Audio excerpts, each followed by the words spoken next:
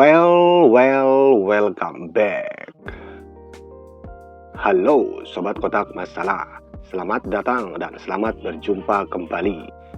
Di video kali ini saya akan menyajikan sebuah pertandingan klasik yang sangat seru dan menarik.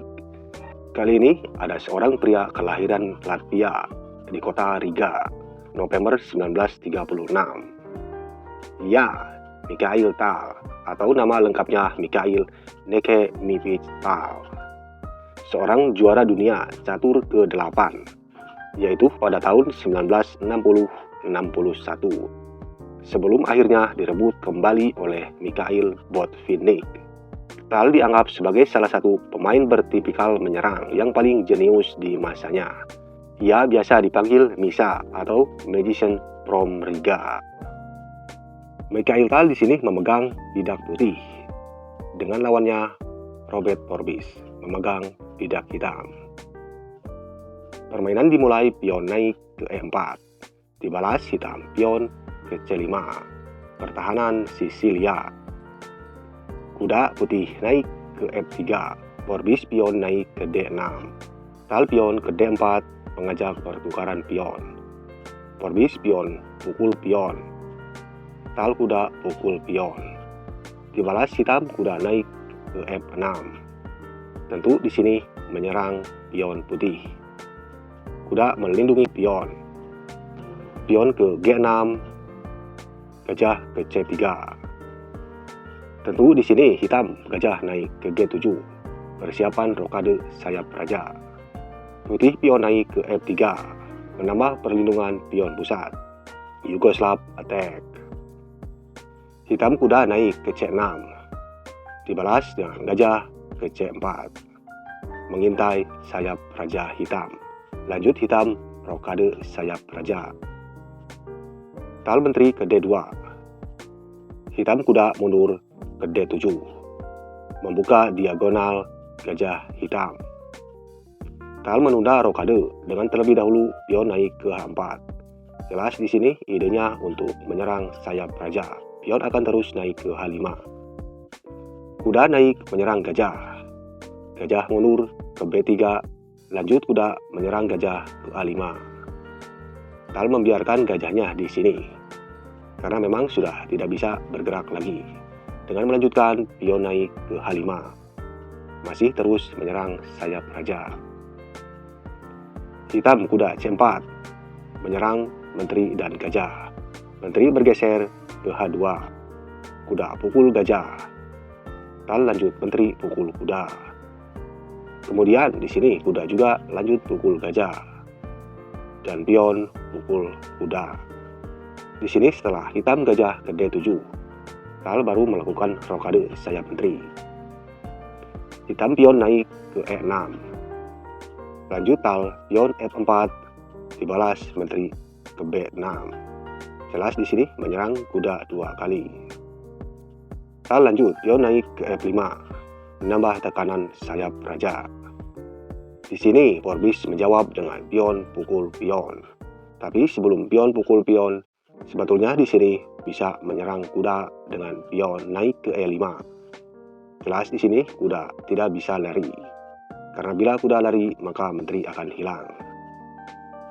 Tapi Tal tidak sebodoh itu. Misalkan di sini pion naik menyerang kuda, Tal tentu akan bergerak ke G5. Dan setelah di sini pion pukul pion, masih menyerang kuda. Kuda naik menyerang menteri. Hitam bila menteri ke A6 dengan tujuan sekak ke A1. Tentu di sini Tal akan bergerak ke B1. Dan cukup di situ serangan dari hitam. Sementara posisi hitam di sini sangat berbahaya. Kuda sangat aktif dan dengan ditambah 2 pion dan menteri. Jadi langkah yang masuk akal di sini hitam harus mundur mengadu menteri ke D8. Tentu Tal tidak akan melakukannya karena di sini sudah kalah 1 perwira. Tentunya Tal pion akan naik ke F6. Lihat di sini teman-teman. Di sini sangat seru. Bila di sini gajah mundur ke H8, tentu kuda sekak ke E7. Dan raja tidak akan bisa bergerak kecuali menteri hitam berkorban. Jadi jalan satu-satunya di sini hitam untuk menyelamatkan raja dengan gajah pukul pion. dan tentu dibalas dengan kuda pukul gajah. Maka di sini perwira sudah seimbang. Ada dua pilihan langkah untuk raja bergerak, ke G7 dan H8. Dan kemanapun raja bergerak, tentu skakmat tidak bisa dihindarkan. Kita coba satu persatu. Pertama, bila raja naik ke G7, tentu di sini menyerang kuda 2 kali. Dan beranggapan kuda di sini akan hilang. Maka di sini pion akan pukul pion. Bila menteri di sini pukul kuda, maka tal sekak dan menteri akan hilang. Di sini mau tidak mau hitam harus memukul kuda. Karena bila tidak dipukul, maka benteng skakmat ke H7. Dan di sini setelah menteri pukul kuda, maka benteng sekak ke H7. Dan jalan satu-satunya raja mundur lagi ke G8. Lalu di sini menteri akan pukul benteng. Dan jelas di sini skakmat ke G7 dan H8 tidak dapat dihindarkan. Dan langkah normal hitam di sini pion pukul pion, maka skakmat.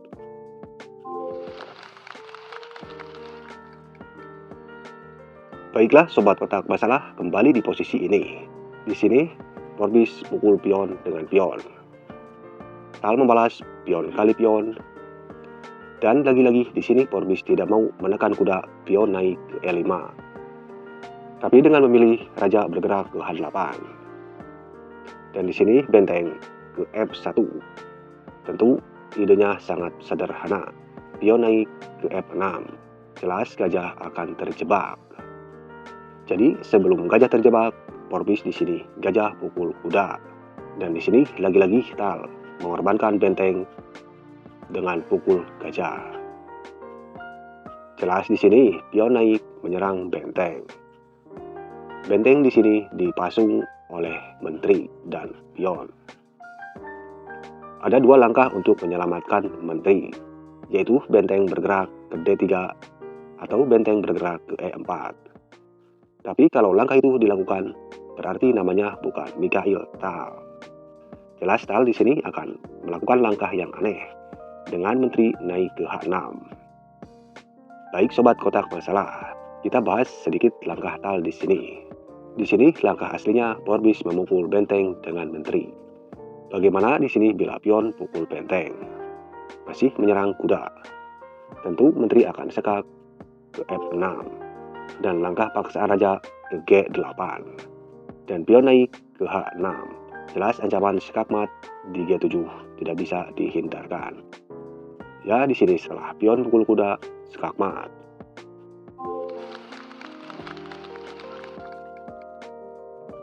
Baik, sobat kotak masalah, kembali ke posisi ini.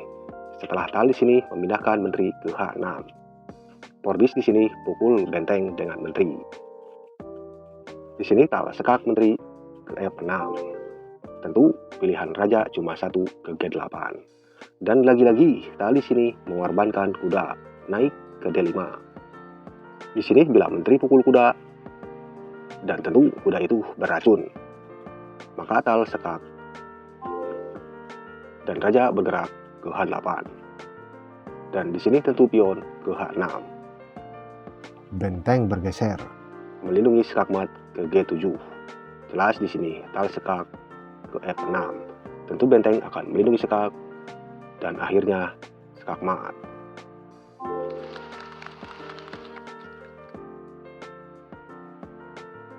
Oke, sobat kotak masalah, kembali di posisi ini. Jadi di sini Porbis tidak memukul kuda, tapi di sini bila hitam tidak memukul kuda, jelas di sini kuda bermanuver ke E7.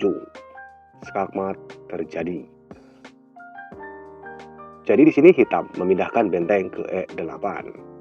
Tentu mengawal peta gelap E7 dari ancaman skakmat oleh kuda. Tal di sini membalas menteri sekak ke G5. Di sini ada dua jawaban untuk hitam raja melangkah. Pertama bisa ke F8 dan kedua ke H8. Kita coba satu persatu. Di sini kita coba terlebih dahulu raja bergerak ke F8. Jelas Tal di sini sekak menteri ke H6. Dan lagi-lagi raja terpaksa melangkah ke G8. Tentu kuda sekak. Dan setelah raja bergerak, skakmat pukul pion. Oke, sobat kotak masalah, kembali di posisi sekak seperti ini. Pilihan langkah raja kedua dan sekaligus di sini adalah pilihan dari Forbis. Raja bergerak ke H8. Lanjut pion naik ke H6.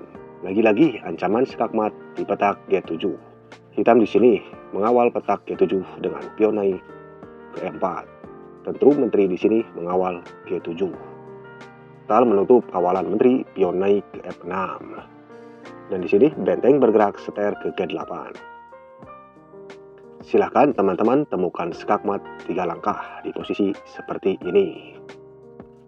Saya berikan waktu 10 detik, dimulai dari sekarang.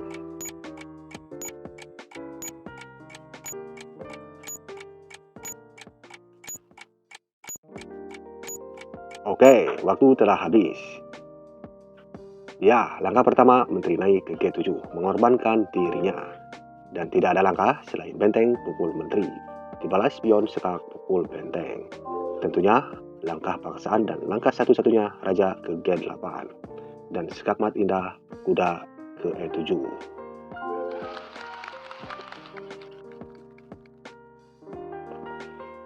Baik sobat kotak masalah, kembali di posisi ini. Posisi ini bukannya tanpa celah untuk kita menyelamatkan diri. Justru di sini Tal bisa berbalik kalah. Di sini langkah yang sangat sederhana yang mungkin pada saat itu Forbis lagi banyak pikiran. Ya mungkin bisa dengan berasnya belum terbeli atau belum bayar listrik, ya bisa hal seperti itu. Dengan pion naik ke H6. Dan jelas di sini Tal tidak bisa melakukan sekak ke G5.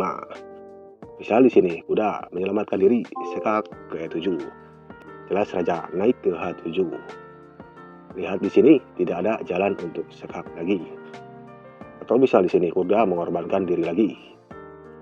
Teman-teman di sini tinggal sekak. Raja akan bersembunyi. Ya, kita di sini adukan menterinya. Tentu di sini menteri tidak dapat pergi. Atau bila di sini kuda terlebih dahulu pukul benteng sekak, maka benteng pukul kuda. Jadi mau tidak mau di sini menteri harus pukul menteri dan pion pukul menteri. Jelas posisi di sini hitam diunggulkan. Jadi seperti ada pepatah, semut bila diinjak bisa menggigit. Terima kasih teman-teman telah menyaksikan videonya sampai selesai. Ya teman-teman, sekali lagi saya minta maaf bila ada salah-salah kata atau kata-kata yang kurang berkenan.